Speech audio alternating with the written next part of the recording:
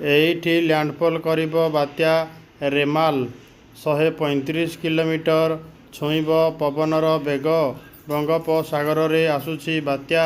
ଅବପାତ ପରେ ଗଭୀର ଅବପାତରେ ପରିଣତ ହୋଇ ବାତ୍ୟାର ରୂପ ନେବାକୁ ଯାଉଛି ସ୍ପଷ୍ଟ ଲଘୁଚାପ।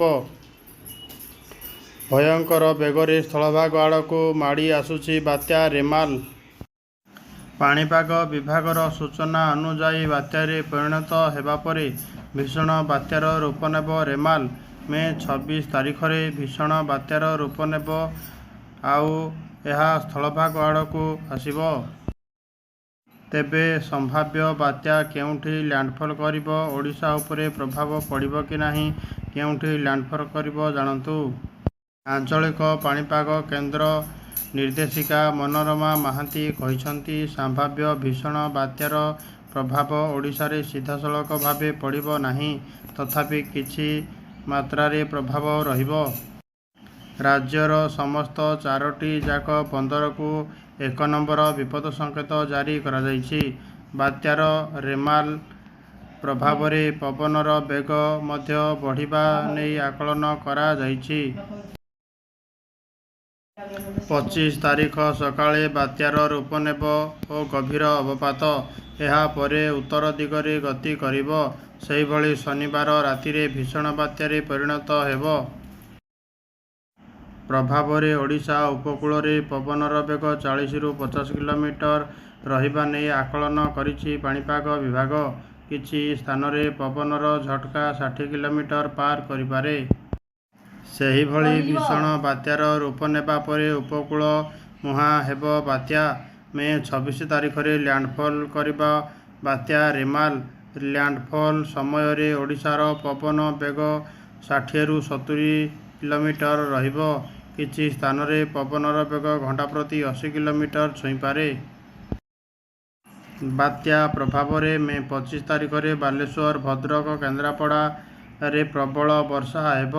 26ରେ ଭଦ୍ରକ ଓ ବାଲେଶ୍ୱରରେ ଅତି ପ୍ରବଳ ବର୍ଷା ସହ ମୟୂରଭଞ୍ଜ ଓ କେନ୍ଦ୍ରାପଡ଼ାରେ ପ୍ରବଳ ବର୍ଷା ସହ ଉତ୍ତର ଓଡ଼ିଶାର କିଛି ସ୍ଥାନରେ ବର୍ଷା ହେବାର ସମ୍ଭାବନା ଅଛି। କେନ୍ଦ୍ରୀୟ ବଙ୍ଗୋପସାଗରରେ ଶକ୍ତିଶାଳୀ ହେଉଛି ଅବପାତ, ଯାହା ବର୍ତ୍ତମାନ ଉତ୍ତର ପୂର୍ବ ଦିଗରେ ଗତି କରୁଛି। ଆସନ୍ତାକାଲି ସକାଳ ଅର୍ଥାତ୍ 25 ତାରିଖ ସକାଳେ ବାତ୍ୟାର ରୂପ ନେବ। ପରେ ବାତ୍ୟା ରେମାଲ ଉତ୍ତର ଦିଗରେ ଗତି କରିବା ଆରମ୍ଭ କରିବ। 25 ସନ୍ଧ୍ୟାରେ ଭୀଷଣ ବାତ୍ୟାର ପରିଣତ ହେବ ରେମାଲ। ସେହି ସମାନ ଭାବରେ ଉତ୍ତର ଦିଗରେ ଗତି କରି ବାଂଲାଦେଶ ସଂଲଗ୍ନ ପଶ୍ଚିମବଙ୍ଗର ସାଗରଦ୍ୱୀପ ଓ ଖେପୁରା ମଧ୍ୟରେ 26 ମଧ୍ୟରାତ୍ରିରେ ଭୀଷଣ ବାତ୍ୟା ହୋଇ ଉପକୂଳ ଅତିକ୍ରମ କରିବ। ଲ୍ୟାଣ୍ଡଫଲ୍ ସମୟରେ ପଶ୍ଚିମବଙ୍ଗ ଓ ବାଂଲାଦେଶରେ ବିଭିନ୍ନ ସ୍ଥାନରେ ପବନର ବେଗ 110ରୁ 120 ଛୁଇଁପାରେ। କିଛି ସ୍ଥାନରେ ପବନର ବେଗ 135 କିଲୋମିଟର ଛୁଇଁବା ନେଇ ଆକଳନ କରିଛି ଭାରତୀୟ ପାଣିପାଗ ବିଭାଗ। ଚାଲନ୍ତୁ ଦେଖିବା ଏହି ବିଷୟରେ ଏକ ସ୍ପେଶାଲ ରିପୋର୍ଟ। परवर्ती खबर को आसिबा बात्यार प्रभाव ओडिशा पर सीधा सड़क पड़िबो नाही, किंतु उत्तर उपकूल रे वर्षार संभावना थिबारु एथिपाई सतर्कता जारी करा जायछि। समस्त 4टी जाक बंदर रे 1 नंबर विपद संकेत दिया जायछि। भुवनेश्वर आंचलिक पाणीपाग विज्ञान केन्द्र निर्देशिका मनोरमा महांती कहिसंती कि बात्या प्रभाव रे ओडिशा उपकूल रे 25 तारिख रे 40 रु 50 किलोमीटर बेगरे पवन बहिबो। झटका पवन बेग घंटा प्रति 60 किलोमीटर रहिबो। 26 तारिख सकाळे पवन बेग बढ़िबो। घंटा प्रति 60 रु 70 किलोमीटर बेगरे पवन बहिबा सहित झटका पवन बेग घंटा को 80 किलोमीटर रही पारे। 25 तारिख रे बालेश्वर, भद्रक, केन्द्रापड़ा रे संभावना अछि। सेहीपरि 26 तारिख रे भद्रक, बालेश्वर रे अति प्रबल वर्षा सह मयूरभंज एवं केन्द्रापड़ा रे प्रबल वर्षा होई पारे।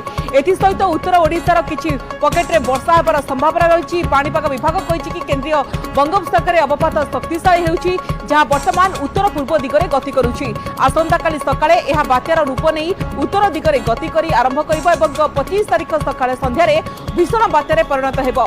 भीषण बात्यारे परिणत हेबा परे एहा उत्तर दिगरे गति करी बांग्लादेश संलग्न पश्चिमबंगर सागरद्वीप एवं खेपुपड़ा मध्यरे 26 तारिख मध्यरात्रि रे लैंडफॉल करिबो। इनफॉरमेशन भल लगे चैनल को गोटे लाइक एवं सब्सक्राइब निश्चिंत करंतु।